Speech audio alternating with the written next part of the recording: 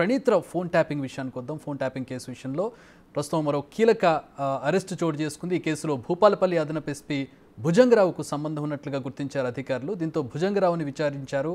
ప్రణీత్ రావు, భుజంగరావు, తిరుపతిరావు కలిసి ట్యాపింగ్ చేసినట్లుగా గుర్తించారు. ఇంటెలిజెన్స్లో అదనపు ఎస్పీతో పాటు పొలిటికల్ వింగ్లో భుజంగరావు పనిచేశారు. విచారణకు పిలిచి ప్రశ్నించిన తర్వాత భుజంగరావును అదుపులోకి తీసుకున్నారు అధికారులు.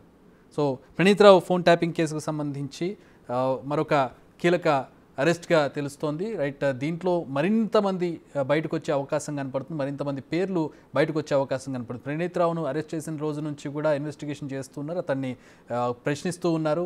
ఆయన నుంచి వివరాలు తీసుకుంటూ ఉన్నారు. ఆ వివరాల ప్రకారం ఒకరొకరిని అరెస్ట్ చేస్తూ వారి నుంచి మళ్ళీ వివరాలు రాబడుతూ ఉన్నారు. మొత్తంగా ఇదంతా ఎటు వెళుతుంది, అన్ని వేళ్ళు ఎటువైపు చూపిస్తున్నాయి అనేది ప్రస్తుతం ఆసక్తిగా మారింది. ఎవరిని టార్గెట్ చేశారు, ఎవరెవరి ఫోన్లు ట్యాప్ అయ్యాయి, ఎవరెవరి వివరాలను వాళ్ళు తీసుకున్నారు అనేది కూడా త్వరలో బయటకు రాబోతోంది.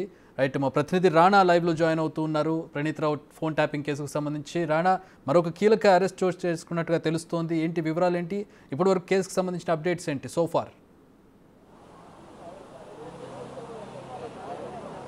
గత ఆదివారం నుంచి నిన్నటి వరకు జరిగినటువంటి పరిణామాలు వేరు. నిన్న రాత్రి నుంచి ఇప్పటి వరకు జరుగుతున్నటువంటి వేగమైనటువంటి పరిణామాలు వేరనే చెప్పుకోవచ్చు. ఎందుకంటే నిన్న వరకు కేవలం ఒక ప్రణీత్ రావు పేరు, అలాగే సిఐల పేరు, ఎస్ఐల పేర్లు మాత్రమే బయటకు వచ్చినటువంటి నేపథ్యంలో నిన్న రాత్రి నుంచి ఏకంగా ఐపీఎస్ అధికారుల పేర్లు అనేది ఒక్కొక్కటి బయటపడుతున్నటువంటి నేపథ్యంలో దానికి తగ్గట్టుగానే ప్రణీత్ రావుకి బాసులుగా వ్యవహరించినటువంటి వివిధ విభాగాల్లో ఆ యొక్క పేర్లన్నీ కూడా నిన్నటి నుంచి కూడా బయటపడుతున్నాయి. వాళ్ళ ఇళ్లలో కూడా పోలీసులు సోదాలు జరుపుతున్నప్పుడు సోదాల్లో కూడా కొన్ని కీలకమైనటువంటి డాక్యుమెంట్స్ కూడా దొరికినటువంటి నేపథ్యం ఏర్పడుతుంది. దాంతోపాటు నిన్న ఒక ఛానల్ సంబంధించినటువంటి ఎండి వాళ్ళ ఇంట్లో శ్రవణ్ కుమార్ ఇంట్లో ఏదైతే దాడులు చేసినప్పుడు కొన్ని కీలకమైనటువంటి డాక్యుమెంట్స్ అక్కడ దొరికిన తర్వాత పైగా ప్రణీత్ రావు ఇచ్చినటువంటి కన్ఫెషన్ స్టేట్మెంట్ ఆధారంగానే ఇప్పుడు మరొక కీలకమైనటువంటి అధికారిని విచారణకి పిలిచారు. ఆయన విచారణకి హాజరయ్యారు. విచారణ అయిపోయిన తర్వాత ఆయన్ని అరెస్ట్ చేసే అవకాశం ఉన్నట్టుగా మనకు సమాచారం ఉంది. ప్రస్తుతం భుజంగరావుని ఇదే పోలీస్ స్టేషన్లో తీసుకొచ్చారు. ఇప్పుడు ప్రస్తుతం ఏసీపీకి సంబంధించినటువంటి వ్యక్తులు వీళ్ళందరూ కూడా స్పెషల్ టీం ఆయనని విచారిస్తున్నటువంటి నేపథ్యం అయితే కనపడుతుంది. గతంలో ఎవరైతే భుజంగరావు కౌంటర్ ఇంటెలిజెన్స్లో ఆయన అదనపు ఎస్పీగా కూడా పనిచేశారు. ముఖ్యంగా రాజకీయ విభాగానికి సంబంధించి ఆయన రాజకీయ నాయకులకు సంబంధించిన ఇన్ఫర్మేషన్ అంతా కూడా ప్రణీత్ రావుకి చెప్పినట్టుగా, ప్రణీత్ రావుకి చెప్తే ఆ నెంబర్స్ అన్ని ప్రణీత్ రావుకి ఇస్తే ప్రణీత్ రావు ఎక్కువగా వీరి అందరివి కూడా ఫోన్ ట్యాపింగ్ చేసి వారికి సంబంధించినటువంటి కదలికలు కానీ వారి వ్యవహారానికి సంబంధించిన అన్ని ఇన్ఫర్మేషన్ అంతా కూడా భుజంగరావుకి ఇచ్చారు. భుజంగరావు దాన్ని వేరే రకంగా మిస్యూజ్ చేస్తారు. రాజకీయ బీఆర్ఎస్ ఉన్నటువంటి కీలకమైనటువంటి రాజకీయ నాయకులకు అందించారంటూ కూడా దీనిపైన ఆరోపణ. పైగా కేవలం వీళ్ళు ఇన్ఫర్మేషన్ ఇవ్వడమే కాకుండా పెద్ద ఎత్తున కూడా ముడుపులు తీసుకున్నారనేది కూడా వీరిపై ఉన్నటువంటి ఆరోపణ. సో ఎంతవరకు ముడుపులు తీసుకున్నారు? ఎందుకంటే నిన్నటి వరకు నిన్న జరిపినటువంటి సోదాల్లో ఏకంగా మాజీ ఎస్ఐబికి సంబంధించినటువంటి చీఫ్ ఎవరైతే ఉన్నారో ప్రభాకర్ రావుకు సంబంధించినటువంటి విషయంలో కూడా ఇంట్లో ఆయన సోదాలు జరిపారు. తర్వాత భుజంగరావు ఇంట్లో సోదాలు జరిపారు. తర్వాత రాధాకిషన్ రావు ఇంట్లో కూడా సోదాలు జరిపినటువంటి నేపథ్యం అయితే కనపడుతుంది. అయితే రాధాకిషన్ రావు విషయంలో మొత్తం అతను టాస్క్ ఫోర్స్ డీసీపీగా పనిచేశారు సిటీలో. ఆయన పాత్ర కూడా చాలా ప్రముఖంగా ఉంది. వీళ్ళందరూ ఒక టీం లాగా ఏర్పడి ఈ యొక్క అక్రమ వ్యవహారాలన్నీ కూడా చేశారు. దీనివల్ల కూడా వందలాది కోట్ల రూపాయలు కూడా వీరు సంపాదించుకున్నారని కూడా వీరిపైన అభియోగాలను చూడడం నేపథ్యం. అయితే ప్రణీత్ రావుని పూర్తి స్థాయిలో విచారించిన తర్వాత ఈరోజు చివరి రోజు ఏదైతే కస్టడీకి సంబంధించిన విషయంలో ఇప్పటికే కోర్టు కొన్ని అనుమతులు ఇచ్చిన నేపథ్యంలో 24 గంటలు అతన్ని కస్టడీకి పెట్టుకుని విచారించే అవకాశం. రేపు పొద్దున్నే అతన్ని కోర్టులో సబ్మిట్ చేయాలి. యాజ్ పర్ రూల్ ప్రకారం ఇవాళ 5 గంటలకే ఆయన విచారణ ముగిసాలి ఉండగాని మొన్న జరిగినటువంటి కోర్టులో కొన్ని వాదనలు విన్న తర్వాత కోర్టు కూడా కొన్ని ప్రత్యేకమైనటువంటి పర్మిషన్స్ ఇచ్చినటువంటి నేపథ్యం కనపడుతుంది. సో ఇవాళ నైట్ వరకు కూడా ఆయన్ని ఇక్కడే కస్టడీలో పెట్టుకుంటారు. ఇట్లాగా నైట్లో ఆయన్ని మెజిస్ట్రేట్ ముందు కూడా హాజరుపరిచే అవకాశం ఉంది. కాబట్టి రేపు ఉదయం మెజిస్ట్రేట్ వచ్చిన తర్వాత నాంపల్లి కోర్టులో అతన్ని హాజరుపరిచిన తర్వాత ఇప్పుడు పెద్ద పెద్ద చేపలు అనేది ఒకటొకటి బయటపడుతున్నటువంటి నేపథ్యంలో ఖచ్చితంగా మరికొన్ని రోజులు ప్రణీత్ రావుని కస్టడీకి కోరే అవకాశం ఉంది పోలీసులు. దానికి సంబంధించిన పిటిషన్ కూడా రెడీ చేసినట్టుగా మనకు సమాచారం ఉంది. ఎందుకంటే వీరి పాత్ర అనేది చాలా కీలకము. ఎందుకంటే ఉదయం నుంచి కూడా తిరుపతన్న, ఎందుకంటే ఎస్ఐబిలో అదనపు ఎస్పీగా డిఎస్పీగా పనిచేసినటువంటి తిరుపతన్న ఉదయం నుంచి కూడా ఇదే పోలీస్ స్టేషన్లో తాను స్పెషల్ టీం ముందు విచారణ ముందు ఆయన హాజరయ్యారు.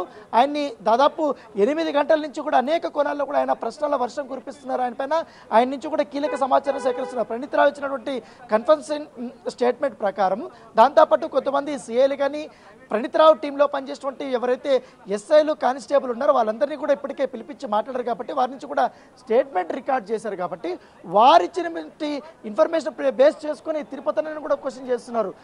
మీ పాత్ర ఎంతవరకు ఉంది? ప్రణీత్ రావు ఈ విధంగా మీ మీద చెప్పారు, మీరు ఎందుకు ఇట్లా ఆదేశాలు ఇచ్చారు దానిపై కూడా ఆయన క్వశ్చన్ చేసినట్టుగా తెలుసు. తొలుత 1 hour 2 hours పాటు పోలీసులకు పెద్దగా సహకరించలేనట్టుగా తెలుసు. తర్వాత ఆయన కూడా ఓపెన్ అప్ అయినట్టుగా మనకు సమాచారం అందుతుంది. సో ఇప్పుడు ఏకంగా డిపార్ట్మెంట్కి సంబంధించినట్టు పెద్ద అధికారులందరూ కూడా ఒక్కొక్కరు పేర్లు అనేది బయటపడుతున్నాయి. వాళ్ళ పాత్ర అనేది కూడా చాలా తేటతెల్లమవుతున్నటువంటి నేపథ్యంలో వీరిని ఇప్పుడు విచారణకు పిలుస్తున్నారు. విచారణలో వీరు కానీ కీలకమైనటువంటి పేర్లు కానీ వెల్లడిస్తే ఖచ్చితంగా బీఆర్ఎస్లో ఉన్నటువంటి అత్యంత కీలకంగా వ్యవహరించినటువంటి 3 పేర్లు అనేది బయటకు వస్తాయి. వారిని త్వరలోనే పోలీసులు వారికి నోటీసులు పంపించి విచారణకు పిలిపించే అవకాశం ఉంది. కాకపోతే ఇప్పుడు భుజంగరావుని ఇక్కడ విచారిస్తున్నారు కాబట్టి ఆయన ఏం స్టేట్మెంట్ ఇస్తారు? ఆయన స్టేట్మెంట్ అంతా కూడా వీడియో రూపంలో కూడా రికార్డ్ చేయబోతున్నారు. ఇవాళ భుజంగరావుకి సంబంధించిన విషయంలో ఆయన్ని అరెస్ట్ చేస్తారనేది కూడా ఒక క్వశ్చన్ మార్క్ ఉంది.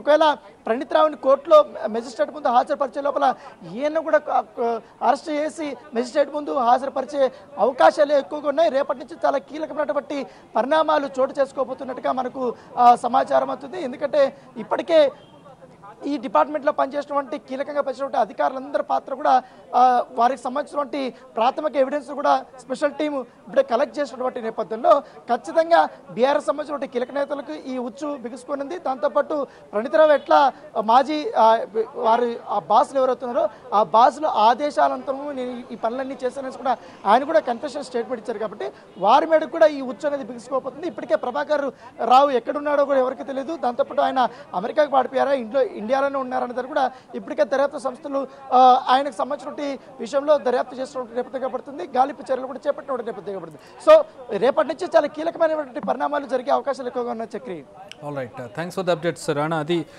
ప్రణీత్ రావు ఫోన్ ట్యాపింగ్కి సంబంధించినటువంటి అప్డేట్స్.